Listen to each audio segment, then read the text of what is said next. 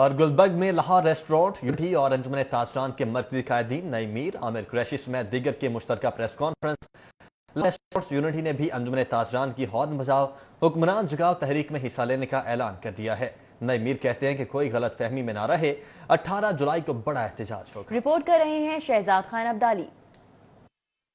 گلبرگ میں ہونے والی مشترکہ پریس کانفرنس میں نعیم میر، عامر قریشی، سہیل محمود بٹ، میاں خلیل، میاں ریاض سمیت دیگر رہنما شریک ہوئے۔ چیئرمین لاہور ریسٹورانٹس یونٹی عامر قریشی نے کہا کہ ریسٹورانٹس کی مسلسل بندش ظالمانہ فیصلہ ہے۔ یہاں پہ انصاف نام کی چیز نہیں ہے، بالکل انڈسٹری کو بند کیا ہوا، پورے پاکستان کی ہر انڈسٹری کو کھول دیا ہوا ہے، ماں سوائے ریسٹورنٹ انڈسٹریز کو، کیٹرنگ کو اور شادی ہالز کو۔ اس کے پیچھے لاکھوں نہیں کروڑوں لوگوں کے روزگی وابستگی ہے۔ نعیم میر نے کہا کہ تبدیلی سرکار نے معاشرت، صنعت اور تجارت کا بیڑا غرق کر دیا۔ جو ایک دکان چلانے کی اہلیت نہیں رکھتے انہیں ملک سونپ دیا گیا۔ کیا کاروبار تباہ ہونے پر مرثیہ اور نوحہ نہ پڑیں؟ یہ اس حکومت کا تو یہ عالم ہے، یہ نہ خود سچ بولتی ہے نہ سچ سنتی ہے، اور پتہ نہیں یہ سمم بکمن والی حکومت ہے، اور اس کا کیا کریں ہمیں نہیں سمجھ آتی۔